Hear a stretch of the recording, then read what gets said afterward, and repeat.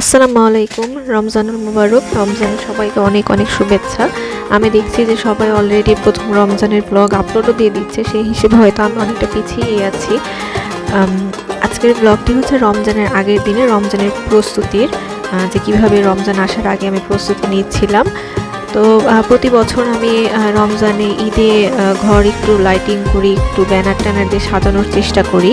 তো এবারও তার ব্যতিক্রম হয়নি।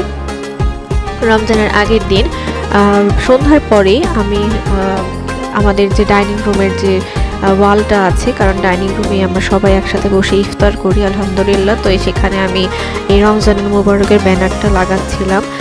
সাথে হচ্ছে আমি লাইটিংও করব, লাইটও লাগাবো।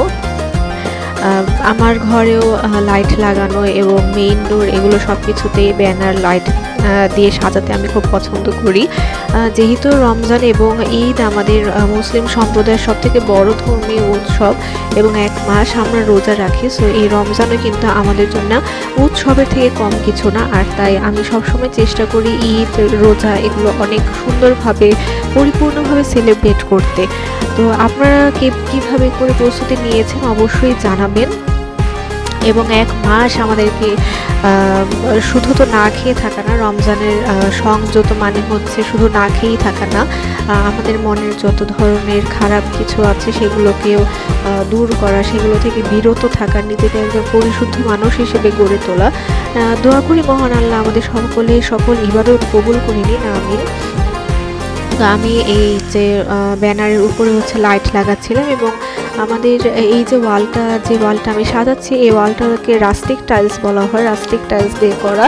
এবং এই রাস্টিক টাইলসে কখনোই কোনো আঠা কোনো কিছুই কেন জানি আটকায় না, কস্টেপ তো একদমই আটকায় না, বারবার খুলে যায়, প্রতিদিন এই লাইট খুলে যায় এবং প্রতিদিন আমি আবার লাগাই।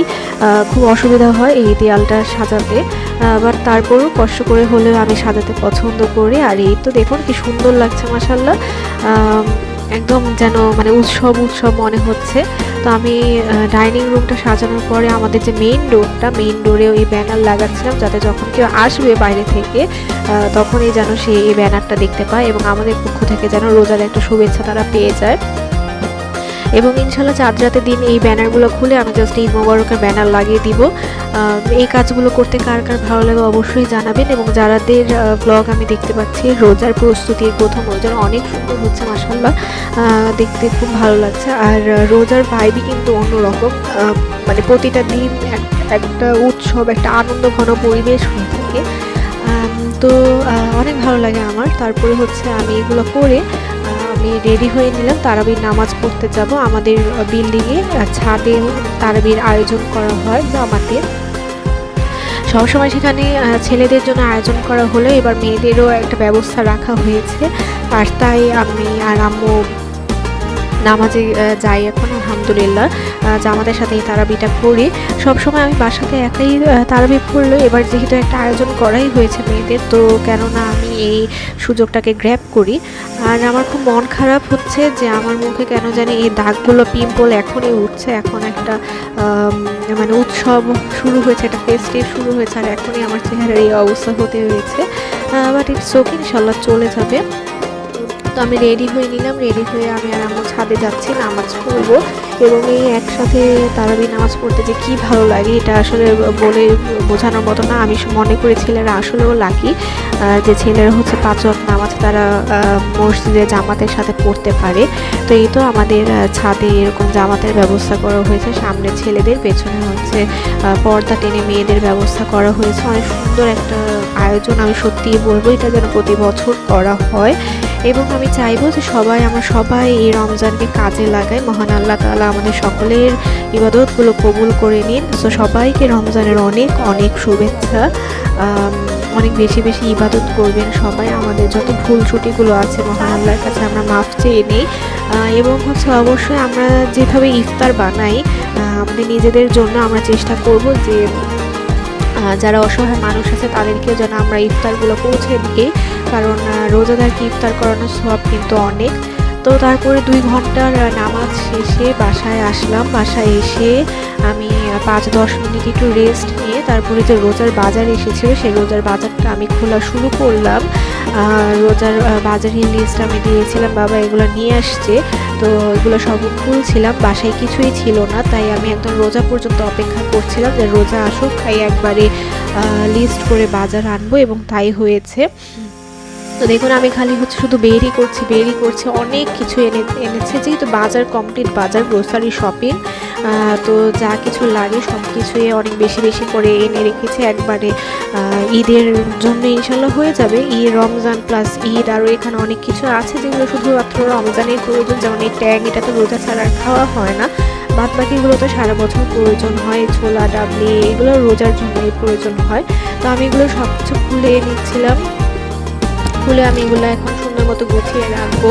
তো এই ক্যাবিনেটটাই হচ্ছে এখানে সব সাবান, শ্যাম্পু, টিস্যু এগুলো থাকে, আর তারপরে হচ্ছে যে গুঁড়া সাবান এগুলো থাকে, তো ওগুলোই আমি সুন্দর মতো সেট করে রেখে দিয়েছিলাম। তো এই কাজগুলো করতেও কিন্তু অনেক ভালো লাগে, আনন্দ লাগে, কারণ এগুলো রোজার জন্যই করা, পরদিন হচ্ছে রোজা, আর কি যেন সেহরি খেতে হবে, সেহরির একটা আয়োজন করা, তারাবির নামাজ তো পড়েই এসেছি, তারপরে তারাবির পরে কোরআন শরীফ পড়বো, তো সেইগুলো সেই সব চিন্তা মাথায় ছিল যে কোরআন শরীফ পড়তে হবে, সেহরির আয়োজন আছে, তারপর আমি চেষ্টা করি যে রোজাতে কোরআন শরীফ খতম দেওয়ার, মহান আল্লাহ কবুল করে নিন, আমিন। তো এই তো তারপরে যে ছোলা ডাবলিগুলো ছিল সেগুলো আমি পলিথিন থেকে বের করে আমি পটে বা বয়ামে আমি রেখে দিয়েছিলাম, মানে খোলা এভাবে তো আর ভালো লাগে না, অনেক জীবাণু ঢুকে পোকামাকড় থাকে, তাই এগুলো সুন্দর মতো আমি বয়ামে ঢেলে রেখে দিয়েছিলাম স্টোর করার জন্য, এবং এগুলো একদম কাছে আমি কিচেনে রেখে দিয়েছি, কিচেনের যে কাউন্টার আছে সেই কাউন্টারে রেখে দিয়েছি, যাতে কারণ এগুলো প্রতিদিন ব্যবহার হয়, প্রতিদিনই লাগে, আর সব সময় ছোলা ডাবলি এগুলো হচ্ছে আগের রাতে ভিজিয়ে রাখি, ভিজিয়ে রেখে হচ্ছে পরদিন সকালে আম্মু সিদ্ধ দেয়, তারপরে এগুলো দিয়ে ইফতার বানানো হয়, তাই যেন প্রতিদিন এগুলো যেন খুঁজতে না হয় বা কাজটাকে আরও সহজ করার জন্য এইভাবে স্টোর করে রেখে দিচ্ছিলাম। এরপরে ফ্রেশ হয়ে এই যে কোরআন শরীফ বের করলাম, যখন কোরআন শরীফ পড়বো, এই কোরআন শরীফটা আপনারা কিনতে পারেন, এখানে এক এক পারা করে বই দেওয়া আছে, এটা অনেক ইজি হয়, সত্যি অনেক সুন্দর, আমার তো অনেক ভালো লাগে, আমি এটাই পড়ি এবং আমার অনেক অনেক ভালো লাগে, যে কোনো জায়গায় ক্যারি করা যায়। আমরা অনেক সময় শপিং মলে যাই, রোজার সময় তো অবশ্যই যাই, তখন দেখা যায় জ্যামে বসে থাকতে থাকতেই একটা কোরআন শরীফ এরকম থাকলে আমরা সেটা রাস্তায় বসেও পড়তে পারি। তারপরে কোরআন শরীফ পড়া শেষে 4টা বাজলো, তো তাহাজ্জুদের নামাজ পড়ে আমি এখানে খেতে বসলাম, সেহরি করতে বসলাম। তারপরে আম্মু বললো যে আম্মু চা খাবে, তো আম্মুর কাছ থেকে শুনে আমার মনে হলো যে আমিও একটু চা খাই, তারপরে তো এই চা বসালাম সেহরি করে, আর যেহেতু আজান দিতে অনেক দেরি, 5:15টার সময় আজান দেয়, 5:13-তে, তো অনেকটা টাইম, তো চা বসে আমি যে এখানে এই যে বললাম যে ভিজিয়ে রাখতে হয় আগের রাতে, তো আমি এগুলোই ভিজিয়ে রাখছিলাম ইফতারের জন্য। এতো দেখা যাচ্ছে সারাদিন ধরে আমরা আসলে ইফতারের প্রস্তুতিটাই নিই, কিন্তু ইফতারের প্রস্তুতি নিতে গিয়ে আমরা যেন নামাজ এগুলো যেন বাদ না দিই, সেগুলো অবশ্যই আমাদের খেয়াল রাখতে হবে। খেসারির ডালটা হচ্ছে পেঁয়াজুর জন্য, তারপর ছোলা ডাবলি এগুলো সব কিছু আমি ভিজিয়ে রাখছিলাম হচ্ছে পট থেকে নিয়ে, আর এদিকে হচ্ছে আমার চাটাও হয়ে গেল আলহামদুলিল্লাহ। কখনো সেই সময় চা খাই না, এবার খেলাম, ভালোই লাগে, কারণ আর যেহেতু 10টার সময় তারাবি শেষ হয়ে যেত, তখন মনে হয় অনেকটা টাইম, আসলে কি করবো, আর তো ঘুমও আসে না আমার, আর এই তো আমি চা নিয়ে বসলাম।